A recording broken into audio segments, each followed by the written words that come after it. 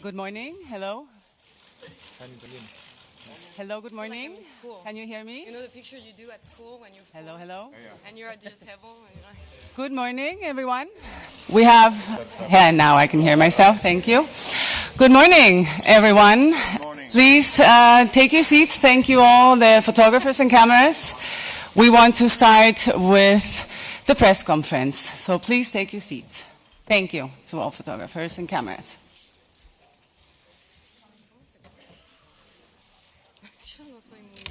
¿Cómo pones esto? No sé, pero así por acá. O con la mano o vas a Pones con la mano. So we can get started now. I would like to welcome you all to the press conference of the international jury of the competition of the 70th Berlinale of the year 2020. The jury will be watching 18 films in this year's competition and decide on the winners of the Silver and Golden Bears on Saturday, the 29th of February. I would like to first start introducing to you our wonderful guests and this amazing jury. On your left, from Germany, a holder of a Golden Bear for Honey in 2010 and the co-producer of Lars von Trier's films, the prolific producer Bettina. The jury will be watching 18 films in this year's competition and decide on the winners of the Silver and Golden Bears on Saturday, the 29th of February. I would like to first start introducing to you our wonderful guests and this amazing jury. On your left, from Germany, a holder of a Golden Bear for Honey in 2010 and the co-producer of Lars von Trier's films, the prolific producer Bettina Brohkemper. A warm welcome. Welcome, Bettina. He was here as a shooting star 7 years ago, and just last September he won the Best Actor Award for his amazing performance in Pietro Marcello's Martin Eden. Please welcome Luca Marinelli.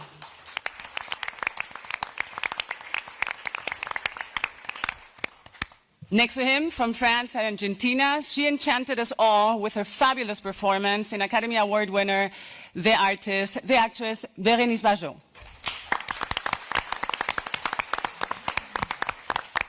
His artistic performances over decades are as diverse as cinema itself. From the good-hearted Jesuit in The Mission to the very scary double role of a gynecologist in David Cronenberg's film, he won an Oscar for Reversal of Fortune. He was in Berlinale at this very table with Night Train to Lisbon and Margin Call. Ladies and gentlemen, the president of the jury of the 70th Berlinale, Mr. Jeremy Irons.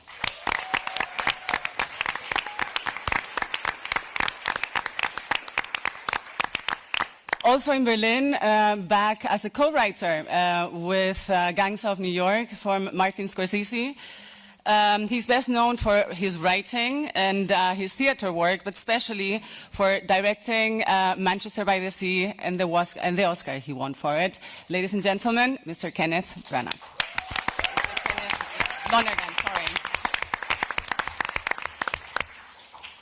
And next to me, from Brazil, he used to know the festival. Anne-Marie. Sorry, Anne-Marie, sorry. Thank you. Well, from Palestina and also much loved in the festival. She premiered her second film here in Berlinale Forum with us and won the best film there. She also won in Locarno with her third film. Please welcome Anne-Marie Jassir.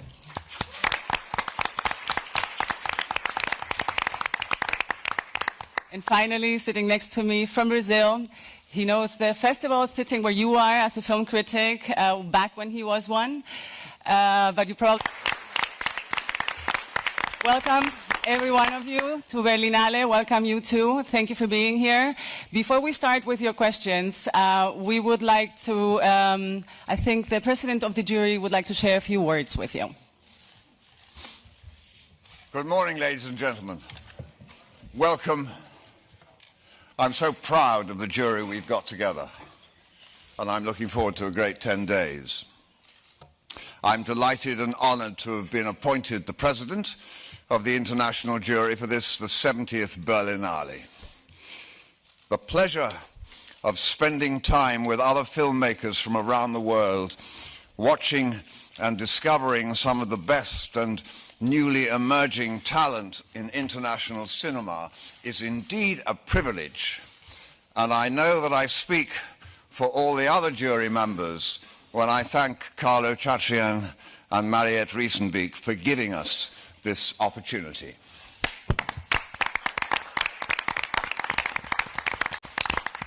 Now, before we get down to serious work, I should like, not as the jury president, but on a personal level, to address various comments that I have reportedly made in the past and which have resurfaced in certain sections of the press over the past few weeks. I wish I didn't have to take up time with this, but I don't want it to continue as a distraction to the Berlinale. My past comments, already refuted and apologized for, refer to three subjects that are very much in our mind on these particular subjects once and for all. Firstly, I support wholeheartedly the global movement to address the inequality of women's rights and to protect them from abusive, damaging, and disrespectful harassment, both at home and in the workplace. Secondly, I applaud the legislation of same-sex marriage wherever it has been attained, and I hope that such enlightened legislation will continue to spread into more and more societies. And thirdly, I support wholeheartedly the right of women to have an abortion should they so decide. These three human rights are, I believe, essential steps towards a civilized and humane society for which we should all continue to strive. There are many parts of the world where these rights do not yet exist, where such ways of living lead to imprisonment and even to death. I hope that some of the films we will be watching will address these problems among many others we face in our world. And I look forward to watching films in this year's Berlinale which will provoke us to question attitudes, prejudices, and worldwide perceptions of life as we know it. So I hope that's put my past comments to bed. I thank you for coming this morning. And now let us get on with 10 days of inquiry and celebration into film.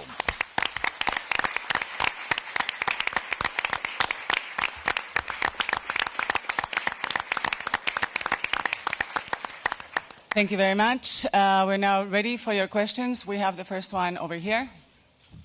Hello, my name is Anne-Christine Oranger. I work for the film magazine Séquence of Montreal. We know you, all of you, for films you were in or films you worked on, but necessarily not what your film tastes are. I would like to ask every member of the jury to tell us about a film that really blew their minds away, something that inspired them, so that we get to know you a little bit more in this particular context. Who would like to start?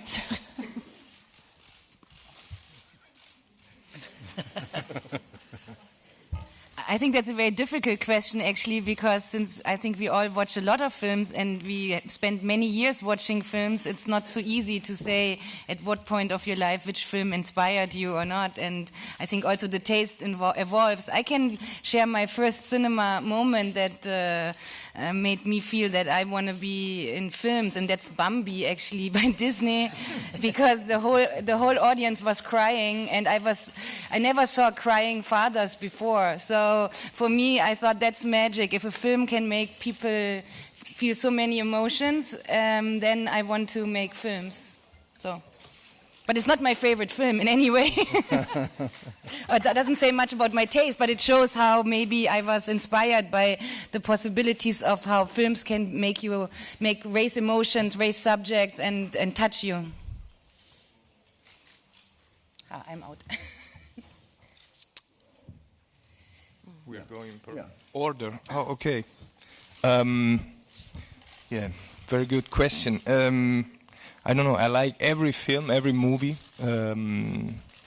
At least is for me a beautiful movie. I love to watch it. I don't have like a specific genre of movie, but I like every movie. And I don't know. I remember my first movies. I remember myself. One of the first movie, I think it was E.T.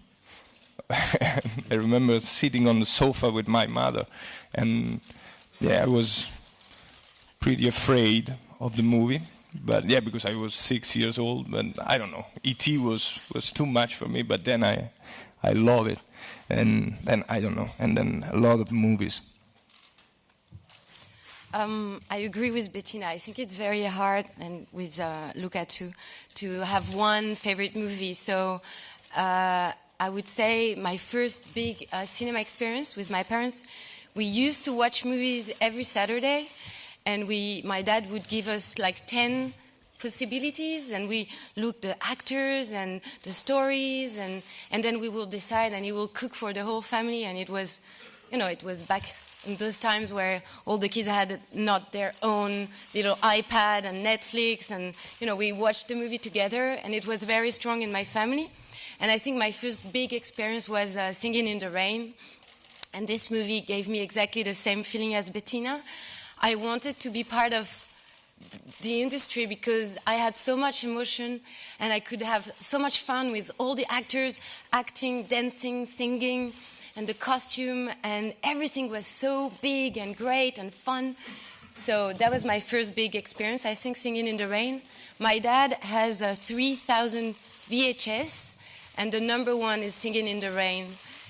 So when Michel Hazanavicius offered me to play in The Artist, it was kind for me of the biggest gift of my life, because it was like kind of being in Singing in the Rain. But again, it was like my first big experience, and since then I think every time you go to see a movie, whatever the story is strong, the images, the actors, the music, it's just like such a big experience. So anything that just talk to me or move my feelings is good. You have to go. Yeah. I'm the president. I'm allowed to do that. Well, thank you for the question. A mind-blowing experience. I always remember when I was 16 and I saw Rear Window on television with commercial breaks with my mom, and it was an amazing screening on television of a film. And I'm somebody who supports the movie-going experience, but yeah, that was fantastic. There was a point in the film when she grabbed my arm and said, "Do something," and I thought it was amazing. I'll never forget that. Yeah, for me, I mean, it depends. Every day the answer would be different. But so we answer for today. I grew up in a country without cinema. I grew up in Saudi Arabia, so it took me a long time to come to cinema and to be able to really, be able to watch things. And I just say that, and we had the VHS tapes start to enter the house, and there's a number of, we had 5 only that circulated in our household, and that was what we got our hands on, and we watched them. We burned those tapes. I mean, we watched them maybe 1 million times. But I think the films that, for me, that, really, I will say a film that later in my life that really affected me are the films that I still like. I like films that are not very, that sort of challenge a structure, that challenge something, that ask questions, that make me, and even flawed films. I prefer a flawed film that makes me feel something. And so, just to say a film, because we have to, I will say Beau Travail by Claire Denis is a kind of film that really moves me and questions, me and makes me think about things in a different way, and that's what I like.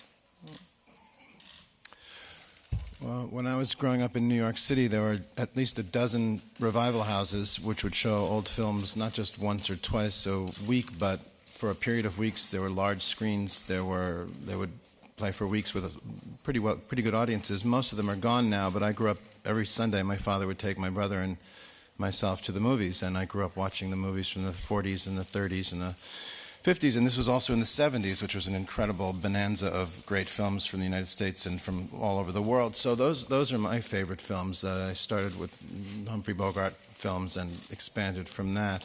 But I think the most important thing to me is it's interesting that all those films came from a studio system, which was an odd combination of a large organization trying to make money, but also composed of people who really loved films. And in the 70s, everyone knows it all broke down and films became much more personal. And now we have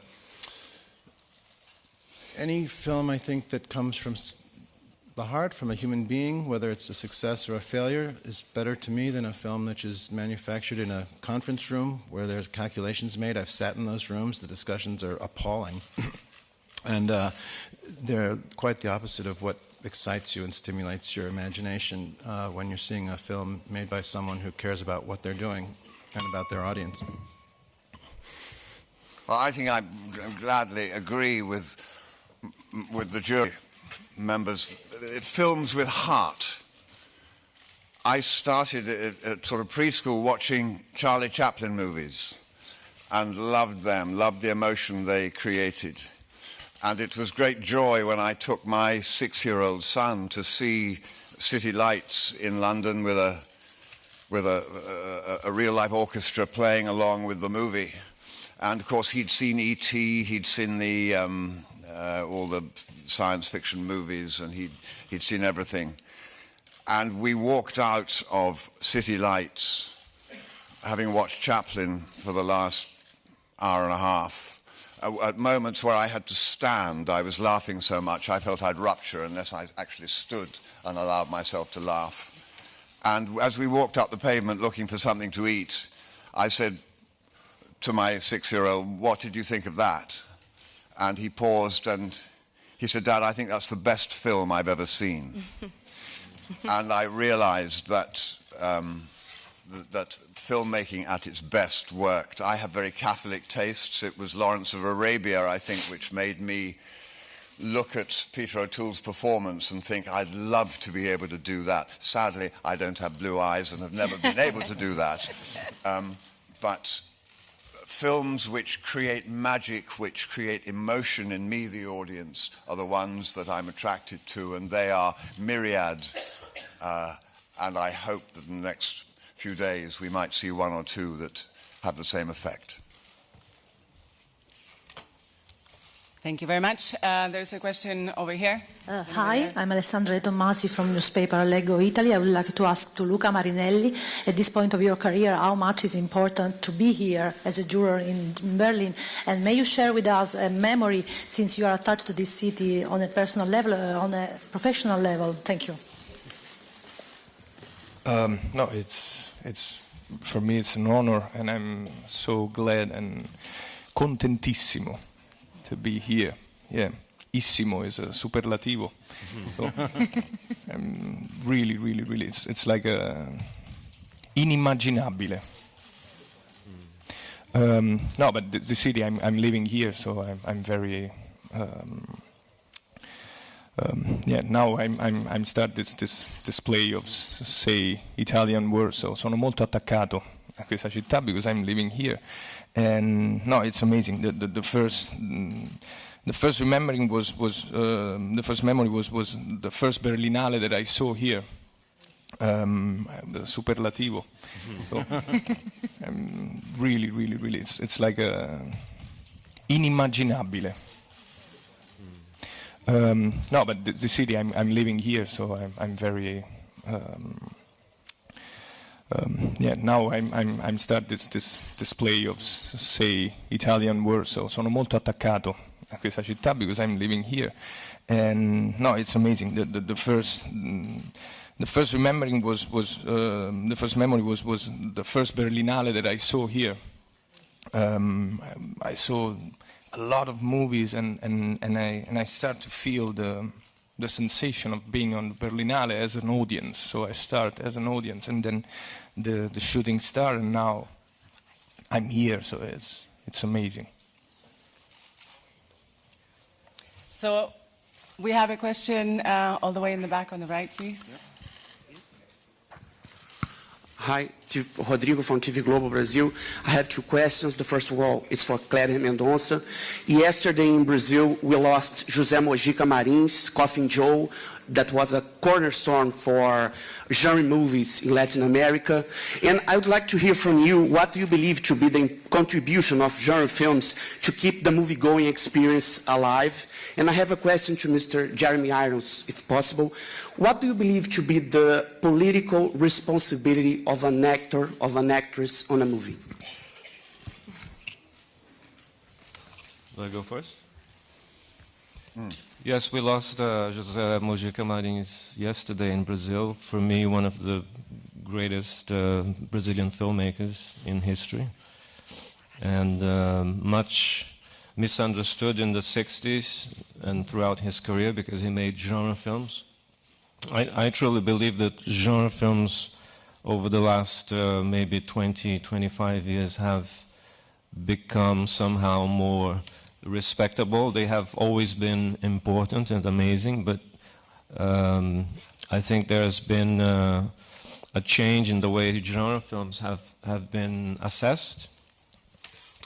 And for me, genre filmmaking is one of the most extreme examples of filmmaking. It doesn't mean that I only consider genre filmmaking. I think cinema is rich enough to be diverse, and all kinds of films are able to move you and to even just to make you think and react. But genre filmmaking has a special place in my heart, and José Mojica will forever be remembered as one of the great filmmakers in Brazil.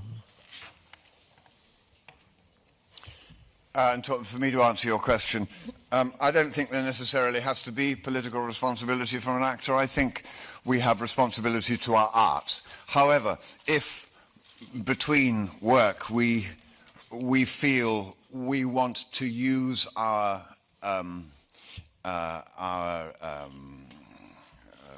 visibility, our fame, to further causes, then we as individuals choose those causes, and I think to help put the spotlight on certain areas that require attention, I think is very useful, whether it be global warming, climate, ecology, people's rights, or whatever. I think we can usefully do that. I don't think it's our responsibility as actors. I think it's our responsibility as people.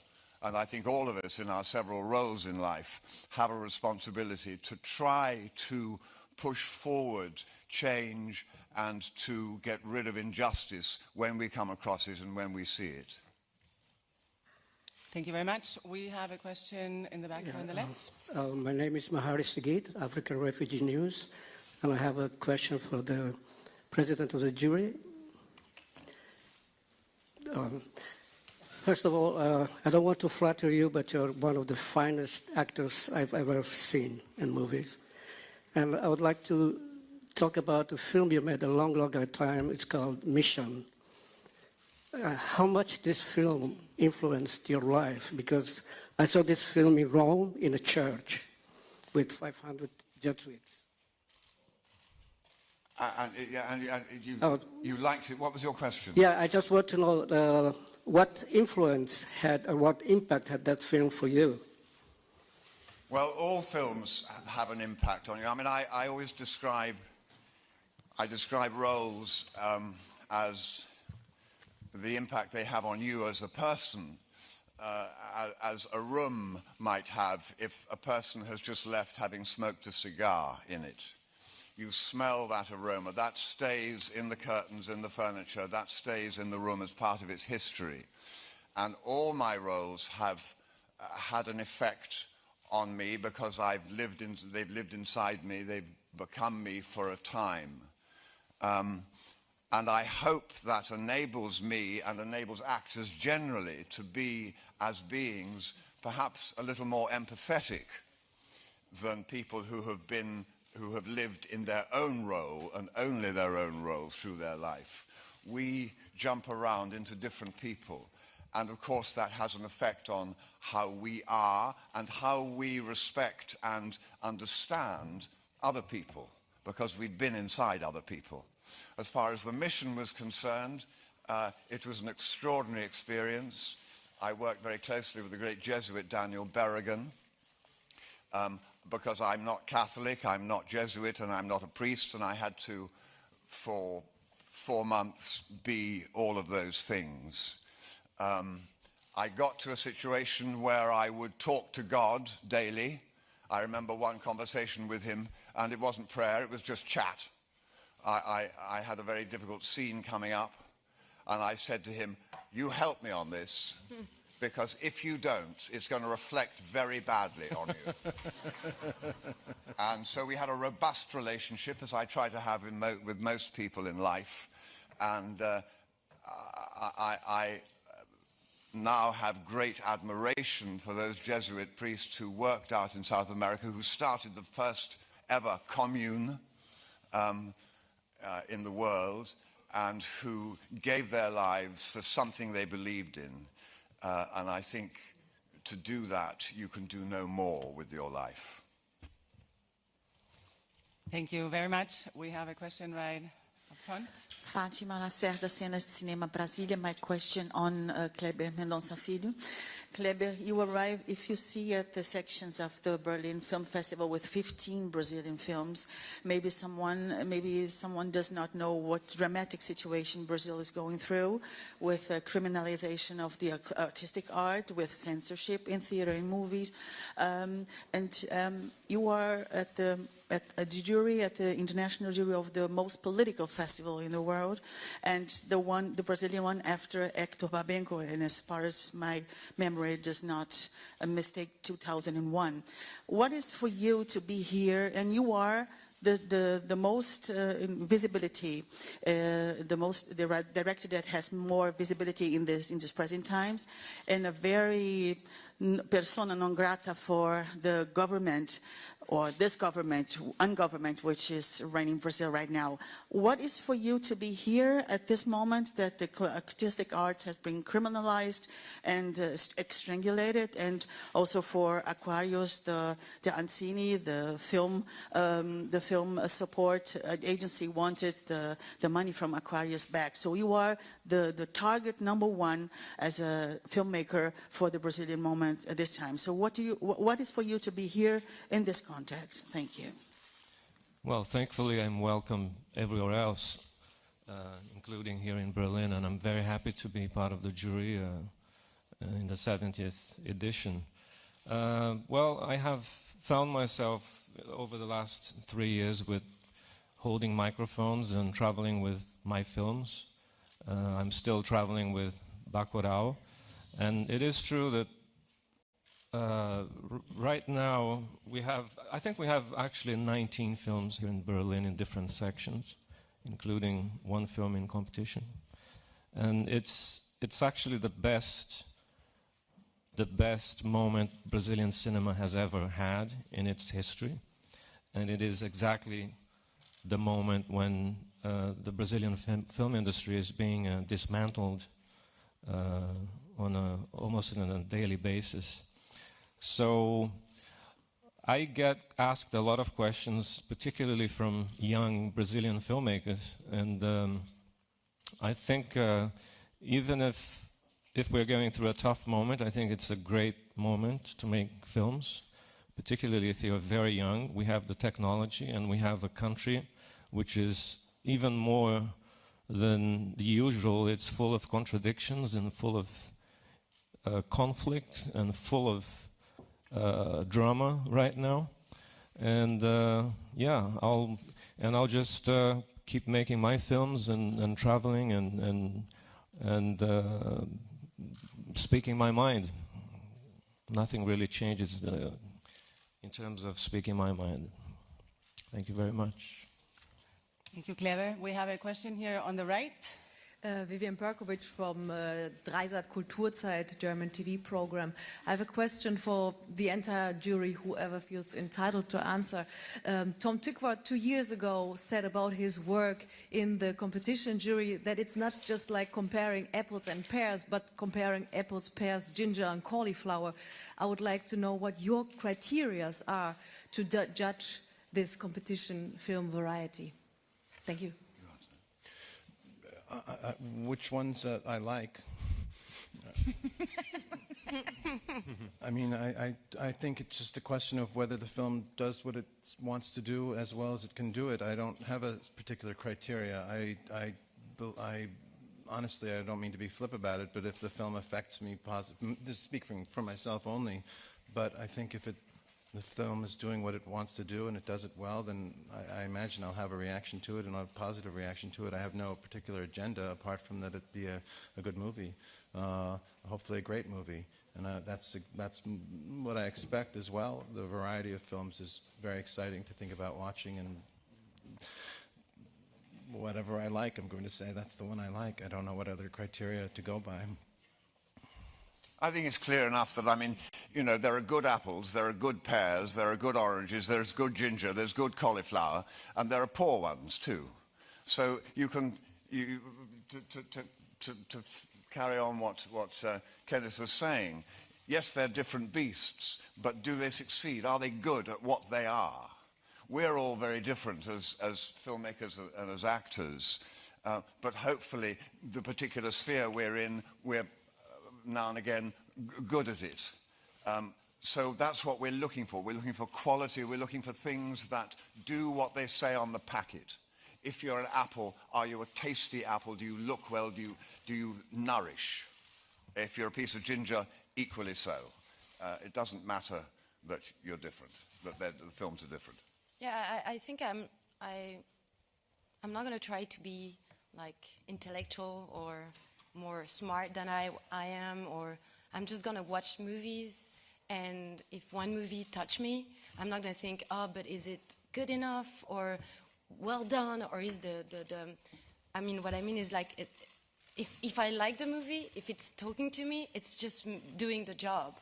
And I'm not gonna start thinking, okay, this one has the script better, or this is better, or the light, or maybe a movie just works or doesn't work, and I don't think because I'm part of the jury I have to be more critical or anything else that I am. Like I'm just like a viewer, and I think that's why I'm here, because of my sensitivity or because of what I've chosen as an actress, shows who I am too, and I'm not going to try to be someone else. I'm just going to try to be myself, going to see a movie, and does it work, doesn't work?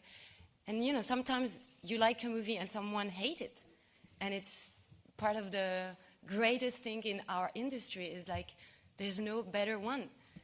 It's like books or music, and it's all right. So I hope I'll be honest to myself and be brave enough to say, you don't like that movie, I adore this movie. And that's it. And since we're talking vegetables and fruits, I hope there's not a lot of lemons inside this bag.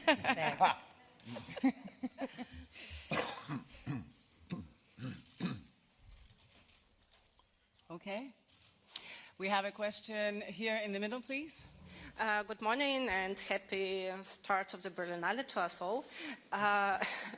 My question actually naturally flows out of the question of my colleague about the criteria. And my question is more to the actor part of the jury, so to Mr. Irons and Ms. Bijot and Brock Kemper and Mr. Marinelli. This year, in all the movies in the competition, we see very different types of actor performances. So we have movies with very strong central parts like Schwesterlein, like The Road's Not Taken, or the movie about the Italian painter. We have the politically strong movies like Natasha Dow, but where there are actors who are playing there are not professionals. To start with, we have Siberia with William Dafoe. So my question is, what would be your also criteria and point of view in terms of choosing the best actor and best actress, taking into account that their skills that the actors demonstrate in these movies are quite different. So it's one thing in Siberia, the other thing in Natasha, and the third thing in, say, The Road's Not Taken. Yeah, thanks a lot. If I'll just start quickly answer that and then pass it on to the other actors. But basically, what moves? What moves you? What connects with you, person to person, audience to actor? And that has little to do with nationality, with professionalism or amateurism, whatever. It is something impossible to pin down, but it is recognizable. And for me, when I see a performance that gets inside me, I will know that is a performance that's working. And then I'll find out about the person, and that'll be interesting. But I am just an audience member watching a story being played out through certain actors. And I will recognize it. Often be unable to explain why, but will recognize it. Yeah, I agree. And I think a non-actor on set, like a first-time acting, could become someone who have a career. And I shot movies with a lot of non-actors, and you can feel some of them suddenly start enjoying it and improving and trying and becoming actors. So I agree with Jeremy. You know, if I feel something, I mean, it's got to be obvious. It doesn't matter if they are professional, not professional. It really doesn't matter. Yeah, I completely agree. And I think that, yeah, first of all, we are audience. So, wenn etwas uns berührt, that's very important. That emotions and, yeah, but first of all, we are audience. So we will enjoy it.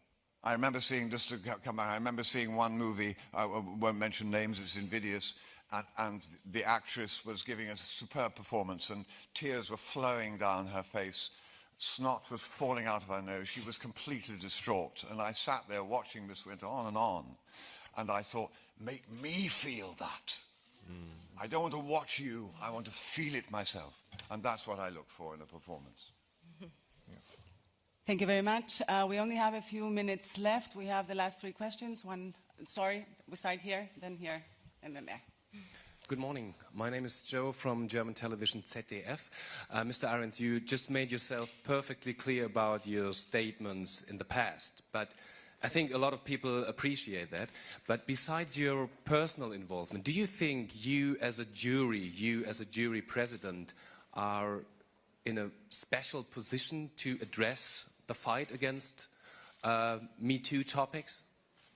The fight against Me Too topics? You know, the fight for Me Too. The fight against abuse and stuff like this. I don't think that's our job as a jury. We're here to watch film. We're here to watch perceptions from around the world about subjects which interest the filmmakers, and to judge the interest, the worthiness, the excitement that such storytelling evokes in us. Of course, certain subjects are very are top of the list at the moment, and some of the films may deal with those subjects, but I think we should make our decisions based on how the story is, how clear the perception is, and whether the film, as a film, works on an audience. I think that's our remit, and of course the interesting thing about the Berlinale is that films are very different from the ones, for instance, the American Academy would select. And that's one of the exciting things about being on this jury, that we're going to see films from all around the world with very different perceptions, maybe to our own. And I believe we are, as a jury, wide enough spread in our understandings, in our experience of life and of film, to be able to rise to the responsibility which coming to some conclusion about the films that we've seen brings to us. Thank you very much. We really have only room for the last two questions, one over here and the last one over there. Hello. The first time when appeared your picture and your name that you will be the president of jury in Berlinale, I started think, what can I ask you? And after I realized that you gave us so big answers based on your films, based on your acting. After this, my question, I think that will be very poor. I will ask you one autograph for my mom, because we are together, adore your every acting and every movies and you. Thank you. Thank you very much. Would that all questions were so easy. And the last question here on the left side in the middle, please. Thank you. Hello. I am Adriana Meola-Rinke from Topicus Magazine, and my question is for Mr. Kleber Mendonça. The director of the Berlinale, Mr. Chatrian, has said that he is concerned about the future of Brazilian cinema for political reasons. Your presence on the jury should show that Brazilian cinema is very good at the moment. Are you also concerned about the future of the Brazilian cinema? Of course I am. We have right now about 600 projects which involve television and cinema, which are completely frozen bureaucratically. So yeah, and I have to thank Carlo for his concerns, and he's not the only one. Brazilian cinema has come a long way. It has a long history. It's very diverse, and it's the result of what's happening now. It's the result of 15, 20 years of very hard work from all sides of the Brazilian film industry, from building new policies to the basically we have a very diverse list of amazing filmmakers from all around Brazil, not only from the southeast of Brazil, São Paulo and Rio, where economically, historically, all the money was concentrated. So this is exactly what's being dismantled and destroyed right now and sabotaged right now. And yeah, I am concerned. Well, thank you very much. Thank you to the jury. We wish you a wonderful film festival and wonderful films, and thank you all. See you in the cinemas. Have a beautiful Berlinale.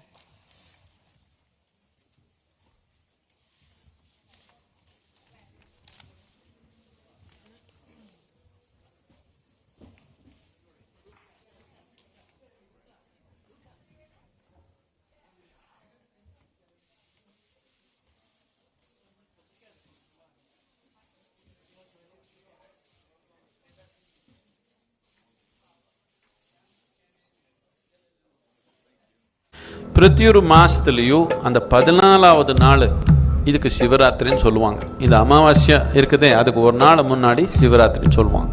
இந்த 12 சிவராத்திரியில் ஒரு சிவராத்திரி ரொம்ப முக்கியமாக இருக்கிறதுனாலே அந்த நாள் இந்த சக்தி தூண்டுதல் ரொம்ப தீவிரமாக நமக்குள்ளே நடக்கிறதுனாலே அதுக்கு மகா சிவராத்திரின்னு பேர் கொடுத்தாங்க. ஏதோ ஒரு கொண்டாட்டம் இருந்தால் தானே நீங்கள் உட்கார முடியும். அதனால் ஒரு கொண்டாட்டம் நடக்கிறது.